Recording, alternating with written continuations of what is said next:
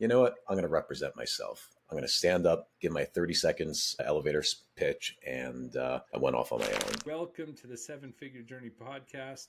My name is David Gilliland. I'm one of your hosts. We are delighted to have with us Ian Loew with L-Form Design. He is the founder and CEO there. Ian, welcome. David, thank you so much for this opportunity. I really appreciate it and glad I can be here and hopefully help others. Well, we're delighted to have you on. We just like hanging out with other people who are growing their business.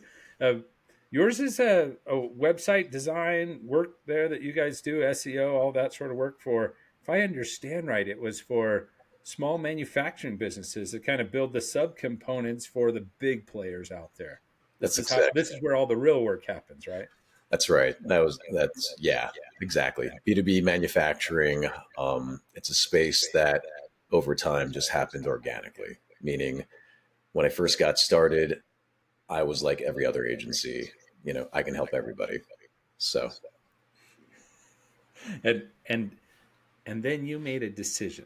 Let's talk a little bit about that because I think we all started, in the services space at least, we all kind of like hang our shingle because like it's time I do this on my own, right?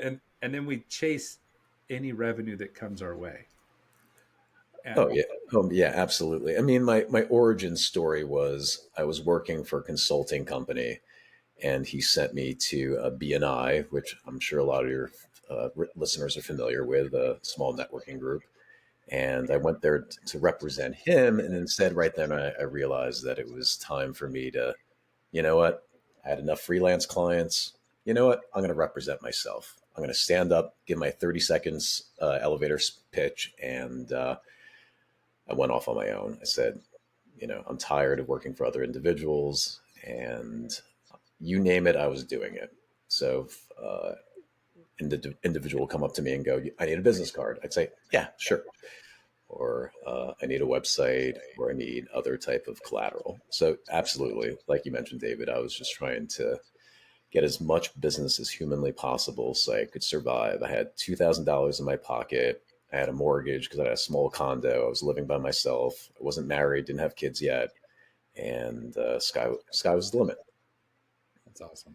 Yeah, I think we've all been there. And it's an important part of that natural growth of a business, right? Like you got to start somewhere and and trying to find that product market fit. Who's going to buy from me? Where can I get more leads? And then what should I be doing?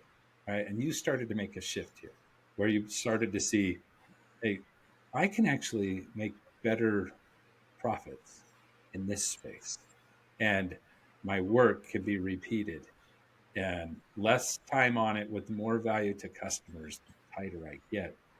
Tell us about how you made that shift because that's a strategic decision to say no to a lot of people, to say yes powerfully to a much smaller segment. That can be worrisome.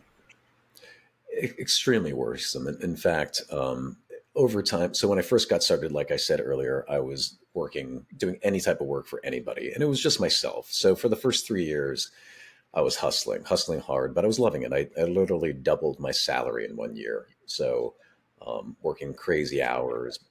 But again, it was fun. It was exciting. I was young. Um, and then I would say about my fourth or fifth year in, I had my first freelancer and then I started hiring people because I realized I couldn't do all the production work on my own. And also, um, I realized I started getting larger and larger clients, meaning it wasn't just small sole proprietors, it was nonprofits. And the nonprofits had larger expectations, larger needs. And after that, organically, more and more manufacturers started coming my way. New Jersey is a hotbed. I'm based in northern New Jersey. New Jersey is a hotbed for manufacturing. Edison was known as the manufacturing hub back in the turn of the century. And it turned out that my father was a manufacturer. So I understood a lot of the pains that he dealt with growing up. I refused to go into his business. That's a longer story. But um, the marketing side of me, you know, moved in that direction. The business to consumer marketplace is very different from a marketing strategy standpoint than the B2B space. Um, so yeah, Yeah. That's cool. So more and more started coming, and then you decide to say, no, that's my thing. I'm doing this. yeah, because we developed processes in terms of the right questions to ask the manufacturers. We knew their needs. Okay, so you need to showcase your SDSs, which are essentially fact sheets, tech sheets on each of their different products. Oh, you need the ability for people to submit POs via your website, purchase orders. Um, so we understood the space better over time, and one thing led to the other.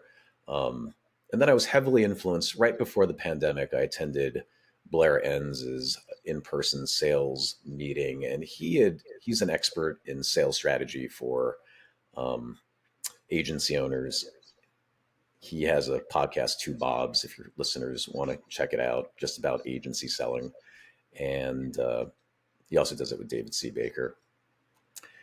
And ultimately, he had said, if you don't specialize in a specific industry, you're going to slowly peter out. Because again, clients want to know that you have the expertise. And as your listeners are probably quite aware of this, web designers, web developers are a dime a dozen, and I'm competing on an international level now too. Yeah. No, I love it. Usually in the interviews, I have to like ask for a nugget to be shared, but it's already been, one of them's already been coming out. What some of our listeners and some of us have not niched down tight enough yet where we can be the expert. And you said it, you were like, well, we started building these processes and we knew what they needed more. In fact, the level of value you bring to the customers because you've niched down is 2-3x what the general one could do. I It's mean, huge. I'll tell you about a case study that we had a few Yeah. years ago where we had a manufacturer, actually more of a distributor. So they import products, powder metals, and then they sell these metals to SpaceX and Tesla. And when we first sat down with them, they had a decent website and it was okay. And they just wanted to do a facelift, let's say. But when I sat down and I really started diving deep in terms of my questioning, I found out that they're doing double entry. And I said, well, we could integrate your accounting system so it syncs with your website and you have unit pricing and it's a commodity, meaning the pricing changes weekly, if not daily. Yeah. We could build that for you. And they go, really? You can do that? It was eye opening for them. And now in this day and age, I think it's more commonplace that, syncing via someone's accounting system, ERP system, PIM system Not is not from the marketing team though. Not from the marketing team. true. And that you bring that, that's incredible. And you could have never done that without niching down and really knowing their needs. Right? Huge value add. Huge. And so once we got the job done, he saw the value tenfold. Yeah. Time was saved, less data entry, less mistakes Mm-hmm. being made. And then for them to actually submit an order for approval from the client's management team and so forth, just sped up the sales process for them. So the price at first was surprising to them, let's just say that. But once the project was all said and done, I sat down and I said, was it worth it? And they said, absolutely, and then some. Yeah. That's awesome. Uh, anyway, a huge, huge value add. Those who have passed the million mark but haven't really passed that 1.5, 2 million spot, a lot of times, if their systems and their people are the right ones, all that's in place, it's quite likely that their strategy hasn't tightened in enough.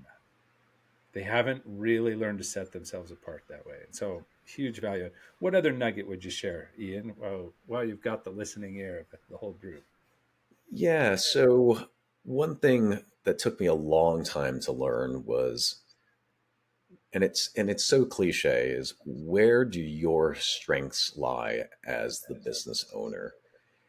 And I tried doing project management, and I tried doing production, and I tried doing sales, and I tried doing, financials. And ultimately, I love the production, meaning I love designing websites and coding, but it wasn't my strength. And you really have to do some soul searching, a little bit of therapy, right? Yeah. And I realized that I could hire people who are much more talented than I at producing and managing. And where my strength lies was being the cheerleader for the company, selling. Um, we're still not at the point where I have a sales team, but that's one of the next steps in our growth. So, um, I, I, boy, I can appreciate that. And I felt that too, right? Where you feel like you could jump in and solve just about anything or work on anything, but should I? Right? Should I? and and and it's the other thing that I avoided was I had a rudimentary process, but it wasn't defined. It wasn't, so to speak, a sales playbook. It wasn't. And so now we have processes. Even though each website's unique, we still ask a lot of the same questions at the initial kickoff meeting. We still have a kickoff template that we reutilize. Some of the content changes, but again, especially in the creative space, I hear often agency owners going, "Well, each project's so different, and it's so unique, and you can't create processes." And that's ultimately, I hate to say, that's BS. If you don't create a timeline and you don't create repeatable tasks, you're setting yourself up for failure. What does that mean? Wasted time, wasted energy. You're not able to spec out the actual costs of a project appropriately. It just leads to, and I've been there. I think a Yeah. lot of, It leads to sloppy, they're kind of hiring a person to come and do work for them, almost like hourly pay for somebody with lack of clarity, lack of clear deliverables, a lot of moving timelines because there's nothing clearly defined. Uh, and so I think that's absolutely huge. So again, and capture that nugget was you might think that your stuff's so custom that there's no template that can be followed, that the artistic side has to follow, right, that it's just a bunch of bunk. You can, and if you don't, you're not building a business, you're just building a job with a bunch of helpers. yeah, And that's painful. And tying back to your other nugget, none of that was possible if you were trying to serve everybody, because you would have to build a process for every single type of customer in every industry, for every type of need, to do the business card, to do the website, to do an SEO across, right? I'm just yeah, from nonprofits to for profits to service based to B2C to B2B.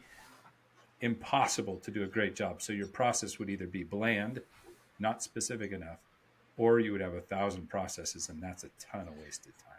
ton of wasted time. And the other thing I wanted to share is that, let's say you're fearful of doubling down with this within a specific vertical. You can still change all your messaging. So what your website could say, we specialize in helping manufacturers, and maybe in somebody else's case would be, we specialize in helping dentists. Um, but it doesn't mean you have to turn work away that isn't in that vertical. So again, all your marketing materials, your sales materials are specific for, again, a specific industry. But if you have someone coming knocking on your door, "Hey, our website stinks. You guys build great stuff. Can you help us?" Doesn't mean you have to say no to the business. Now, keep in mind, though, they might have different demands. Mm-hmm. So I have a client. We love them to death, but they're in construction, so home renovations, and their needs are very different than the majority of our clients now. So you have to be prepared to meet their needs appropriately. So again, when you strategize and you double down, you can have greater success than if you don't. Yeah. And you can bleed it over and move little by little. But your team suffers during that time You have to jump through different hoops. You have headaches that the processes don't fit for them. And so it's like superhuman effort everywhere. It's like it was when you first started your business, Yeah. right? The other thing that's really hard for, and it took me a long time to learn, was to say no and that you aren't a good fit. Yeah. And the worst part is when you're suffering, when you're in the red, when you're in the hole, and you have someone knocking and they go, "Can you drop the price by 20%?" And you want to say yes, but you really know you should say no. Say no. I've learned many a times that desperation does not lead to success. In fact, when looking back, if I had said no to a couple clients in particular, a few months later, I had better opportunities. And because I said yes to those clients who were a pain, it led to the better clients' projects not being as successful. Yeah. Oh, boy, those are important. And I find I can only say no if I have a powerful enough yes. Mm. So I have to know my yes really well. This is who we serve. This is what we're about. Here's our purpose. Here's our values. Because sometimes they can even be in my market, but the way they are and act just doesn't work with my team, Oh, right? absolutely. And so to really know and to say yes powerfully to them, to the right ones, and to my team in the right way, then it gives me that strength to say no, because I'm saying yes too many times over here. I'm already frequently saying yes. I know what I'm saying yes to. Yeah. Then it's okay to say no. But Yeah. it is hard when I'm strapped for cash. Boy, there's times you just gotta fill that hole, right? I mean, I just had it recently where an individual, local business, nice guy, don't get me wrong, but came knocking on our door and said certain red flags where, oh, that's easy. Now, I've been doing this since 99 and I've had the business now for almost 19 years. And I know what's easy and not easy. And he was pointing at specific functions that I know are not easy. And so I was like, I want to make sure if my instincts are correct here. So I brought in my head of operations. He's been with me, knock on wood, for 15 years. And right away, Brandon was like, "Oh yeah, too many red flags. Please do not work with him." So try, Yes. if you're second guessing yourself, bring in another individual within your organization to double check Oh, yourself. sound advice. Sound advice. Thank you so much for sharing, Ian. Uh, I mean, you're at this stage now, and you've gotten here because you've been doing a lot of good and right things. But as you grow, the workload grows, the team grows. There's struggles, there's issues. Always. What's something right now that we can work on live and see, can we help you move forward on your next step on this journey? Yeah. So several years ago, I did try hiring a salesperson, and ultimately it was a complete and utter failure. And I'm starting to get to the point now where I'm not just relying on inbound sales, meaning 50% of my business used to come in through Google, and I'd say 25% through referrals and 25% through existing clients. And now we're at this growth stage where I'm really unsure if it makes sense for me to hire a sales associate or someone to do prospecting for me.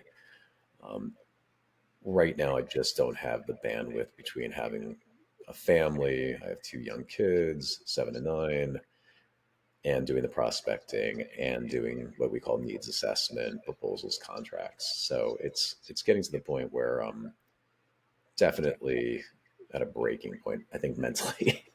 Yeah, yeah, absolutely. Um, I mean, what's it feeling like? I mean, you say a breaking point mentally. Like, what's your schedule actually look like? Does it look like every moment is pretty much taken because the Yeah. number of sales that has to be made to keep your team growing is just too much? And that's the thing, I time block. I've always, in my calendar, every minute is blocked out. And also personal time I have to block out. That's the crazy part. Yeah, yeah. So you've hit your max. You've probably gone past it. You're probably sucking into your sleeping time to do little things. Oh, definitely. I woke up at 5:30 to get to work on a contract. So yes, for sure. Yeah, yeah. I mean, we feel it. And are you happy with the size your business is now? Are you planning on growing this and really taking it to 5, Oh, 10 I'm years? definitely. I mean, my goal is in 2 to 3 years is to acquire another company. In terms of yes, I definitely want to grow. Okay. All right. So this is an imperative. If we don't hire this person and figure out the role and do this well, then the plan's going to go out the window because you can't physically carry it on your shoulders anymore. I believe so. That's what my gut tells me. Yeah. And it's told you some good things in the past. And so as we look at it, there's an opportunity here, and to get this right matters. Uh, it's not a gee, it would be nice. It's a gee, it has to happen. Like this has to happen for us to hit our goals and where we're headed. The problem with hiring a lot of times is like you're doing a lot of things, a lot of different things. And often we make a mistake of saying, I need to hire my replacement who will do all the things I've been doing. So if you've got another salesperson, would you stop selling or would you continue selling? No, I'd absolutely continue to sell. I think I would continue to do needs assessments and proposals. I need to be part of that. Some of the projects that we work on are extremely complex. Okay. So So you talked about some needs, but you gave us a little hint earlier, and let's kind of use the strength you've already been building, which is have that real talk with yourself and work through and say, what am I actually great at within the sales arena? Where do I really have to? And what parts could I rely on other people that though I can do it, really I probably shouldn't? So I already have a virtual assistant who's building a prospecting list for me based upon online directories, using Zoom info, getting the contact information. So that's occurring. Um, and I've already looked into hiring, outsourcing, possibly cold calling or an outsourcing a sales team. But again, my gut tells me that it's something that I should probably build internally. Mm-hmm. So uh, I don't know what's right. And I've talked to a couple consultants, and they said you got to hustle harder. But I feel like I'm hustling as hard as I can at this point. So Yeah. So let's play with this just a little more. Here's what I've watched many do and have felt the pain of is that our first person we hired, you've already hired a salesperson, right? Didn't work out. Is didn't that work. I had them for 6 months, and but they weren't prospecting, to be honest, and they weren't. They were just relying on inbound. And you're right. I gave them huge mistake. I let them handle it all. We'll never do that again. yeah. Yeah. So we often it's our common first mistake. And so let's call it out for all listeners too. Common first mistake is okay, I need to plug someone in who can do what I'm doing in sales, which you are farming, you're hunting, like you're out there, you're doing both of those roles. And some will even say gathering. They'll put like a middle role in there. It's like Sure. it's still you're doing both of these things. You're both doing lead generation, working the sale, and being the closer. You're the sales engineer, putting together the proposals, figuring out the details. You're the one coordinating with operations to ensure these are the types of projects we can take and the timing of them, figuring all of that out. And so when we put someone in, every salesperson is good at one thing. That's getting you to like them. Hmm. That makes And perfect so sense to me. so we hire them because we like them. And then they're good at one other thing, playing whatever game is laid out for them with the least energy to get the most out of it. And I'm not saying because they don't care about your business. It's just that's what we do. Everybody does that. And so they got in this spot. and they know I'm being paid a commission. Let's suppose I'll pretend you were paying a commission out here. What's the easiest stuff to close? Current customers, new business. Second easiest, inbound calls. So how much of my time am I going to spend hunting and prospecting? Zero, if I can get all of that stuff handed to me. And if my base is comfortable enough, then I don't even have to work at all. I'll only hit whatever's put on the tee for me, right? Because that's winning the game. Least energy for most output. So they get you to like them because they're good at that. But this other side, we may find somebody who is actually fantastic at closing, but is terrible at prospecting. So they're used to having a setter, business development person, setter, maybe even a sales engineers type person who writes up all the stuff, and they just show up for the meeting and take it home. And if we don't have those things set up, they fail because they're actually not good at it. They may be really good at account management. I mean, just phenomenal at it, but terrible at any kind of closing difficult stuff, right? They're just good at taking orders, and they're fantastic at taking orders. By the way, you don't have to pay very much for someone who takes orders. And so getting clear first to say, really, which part of the sales process should I be handing off to somebody else? Because I, as the owner, I'm staying in sales for now, that I need to own this other part of the sales process. I need to be the one doing this kind of work. Let's get clear on which role we're hiring them to do. And then what it takes to succeed at that role, what our metrics are for success, not just business closed. Yes, that's there. But what's the key work behind getting that done? And we need to advertise out to people to say, if you love cold calling on a list that someone else has generated, we've got someone else list generating for us, but I need someone who will cold call, build fresh, brand new relationships, build that trust, and then bring it to me, and we'll close the big deals. But I need someone who's just great at starting that first bit. Then let's go hire that. Pay them according to that. But let's get very clear of what's the work they have to do daily. And I should be able to see evidence, not that they did it 10 years ago, but they did it last year or last week, that this was the primary work they did and they were succeeding in it. That piece of the sales process, rather than what us owners have to do, which is every part of it. I don't know a salesperson out there. Well, there are some, but they're like 250 grand. And in a heartbeat, they're already demanding that they have budget to hire a business development rep, or a setter or someone else. They're also unicorns. That's what I'm hearing. Yeah. That's the term.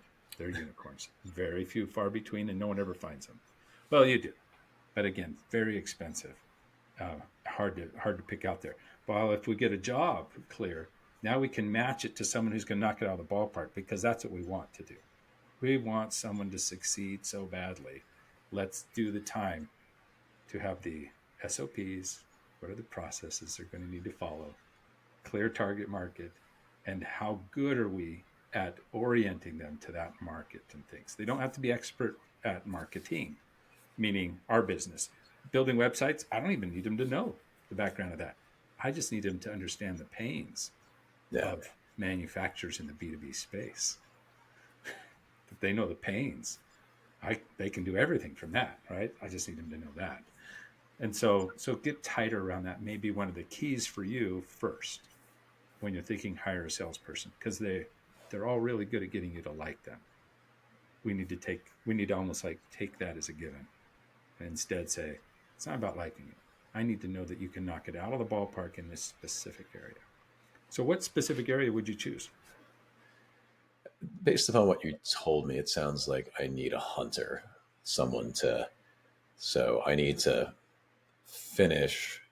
So I'm still in the process of developing my sequences that I think will resonate with my potential client base. I tried it 2 years ago and it was somewhat successful, but again, it was a time suck. Like you mentioned, I can't do everything. So yeah, I think So that if you're makes perfect thinking sense. hunter, Yeah. then on a hunter, think pay wise low base, Okay. high commission, where if they hit target, they can make some good money. If they go above, they can make really good money. And you can too. So do the math, figure out that schematic. But that's something you may want to think about in a paid thing for a hunter. Second thing, because you've got that assistant VA that can already give them qualified leads to go and hunt, Yeah. that's a big deal. Save them time, get them out there on the phones. But we're going to have both I wouldn't let them handle any inbound calls. I wouldn't let them handle any work with existing customers. I would have them only hunt outside. I'd have them just really clear. Okay, you're only hunting. If you need them to take inbound calls, they get a tiny portion. They'll get like a third of the commission because you're paying a bunch instead for marketing and lead generation and the whole setup thing. And be like, no, these inbound, these are people who want our services and are calling and asking for it. That's like order taking. So Yeah. we get a small portion for that so that they're really driven to go do the big. In fact, if you can keep them just hunting, that will be a big win for you. Second thing is I would have metrics, not just about what they say they're about to close, but what's the work that's required to go and do the hunting? And can we measure that? Because we should know in week one if these people are fitting, if they're hard workers. I don't know in week one if they're closers yet, but I know if they're doing the key work. By end of month one, I should see some track record and some pipeline being built, solid pipeline, and they're still grinding it. I mean, they're hustling. These are hungry people who are doing the work and documenting it in the CRM. And I know that's a pain, and none of them like it. No, but you have to do that. Again, But processes. just let them know they're only paid. Their base is earned by showing they keep their job by showing they're doing the main work in there and that it's growing. And then their commission's earned only on sales of people who were in the CRM. Right? They were in the CRM. That's where you're paid your commissions from. And that can help you as you're building your processes. I wish I could say I was the expert in identifying and hiring those people on the sales side. The sales expertise, I'm not, but on the culture fit side, we've got some things. uh, but yeah, uh, really, really important question. Thank you for bringing it up. No, thank you for your answer. That was extremely insightful and helpful. What other questions would you ask about that? Is there any, should we go deeper or should we wrap this up? I mean, if we were to go deeper, ultimately, one of the problems I face is sometimes my sales cycle can be quite long. So, how do you deal with commissions and a long sales cycle? Some of my sales cycles can be a month, some of them can be a year. Yeah. How does the payout come? Is the payout a lump sum? So, the answer is never. With projects, like I said, a lot of the larger projects can be 6 months to a year, but we do get monthly installments. I don't do milestone based billing ever, only monthly. And then some of our items are not project related, they're retainer based. So that would be a 6 month engagement, 12-month or longer. Terrific. Yeah. When we're thinking hunters, one of the main ways to mess our system up on a compensation side is to give them here's what you're paid out in perpetuity for any new business from this customer. That can be a very painful thing. Now, if it's very small, I'm okay with it. If it's like 1%, great. Let them have a payout forever on a customer base that they're doing, as long as they keep hitting quota. If they're not hitting quota, they don't get the retainer stuff Got it. on what pays out. But I'll often see, because you're doing project-based things, is to think this year or the next 12 months. So from first payment, when cash hits from a customer, 12 months of all the cash that comes from that customer could go to the hunter. And I feel pretty good about that. I'll make my commission based on, as the cash hits, you're paid your commission. And your commission, generally in a services industry like you're in, I tend to think for cost of acquisition, like what I'm willing to pay for the business. And you said 6 to 12 months. You didn't say people are normally signing up for 10-year contracts. You said these short-term ones, right? So you Yeah. don't have a long tail payout. Well, sometimes, if we can retain the client, oftentimes we don't lose the client due to unhappy, them being unhappy. It's actually because Yeah. of acquisition we lose the client. Yeah. They're being Yeah. bought up. Acquisition, or just you succeeded and the type of work was a project. It Exactly. wasn't an ongoing maintenance thing. Yeah. I mean, some of our clients have been around for 8 years, but again, that's rare. Yeah. So, So I would look at your P&L and see what can I afford to pay for customer acquisition costs. My salespeople's base and commission count in that, right? And so when I look at that, and I think I've got on the low end, like I'd be tickled if I got away with 10%. I'd be like, yeah, 10%, the cost of bringing my clients and paying my person, that would be awesome. I start to feel really sick when I start to hit my 20%. mm, And I target between 10 and 15. Now I know in the beginning it doesn't play out that way because they're not developed, they're not, producing. But I may, depending on the person, on how hungry they are, kind of thing, I may have just a decreasing, like, here's your draw. It's not even a base, it's a what draw. what is your feeling about bonus versus commission?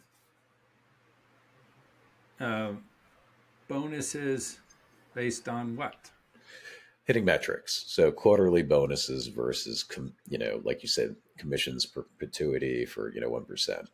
Big difference between the two. So let's say you hit X amount of booked meetings in your per quarter, you get $5,000 bonus or whatever the dollar amount might be. Great. So my feeling is if they could wait a quarter to get their bonus, their base is too high. Oh, I can be wrong. I'm fine being wrong. If you were in a farming situation, I would play on a bonus because it's about caring for this group of clients and growing that base and visiting them, understand their needs more. It's much easier sale and close. But a hunter, every day, instead of talking to people that love them, they get 50 no's in a day. When they get a yes and they close a sale, I want them getting cash that week. I need to keep feeding that because they get beat up more than anybody. And so that cash needs to be as immediate as I can get it. got it. That's That my makes feeling. perfect sense. That makes perfect sense to me. Okay, that's probably enough for now. This isn't like the best advice in the world. I'm aware that there are better people at sales teams and getting tighter. Well, I thought it was great, David. So thank you. But more than happy to help you in that and in other areas. So thank you again for joining. That wraps up today's episode of the Seven Figure Journey podcast, where we explore the ins and outs of the seven figure journey. Ian, thanks so much for being a guest on the show today. It was just delightful. It was fun. I had a great time. Thanks for posing the questions and providing some free advice. And hopefully somebody got some golden nuggets out of my 2 cents. Yeah. For all of you listening in, I hope you'll share, like, do all the things you need to on social media so other seven figure business owners can access it too. Keep striving, keep learning, keep caring, and keep pushing towards your goals. Until next time.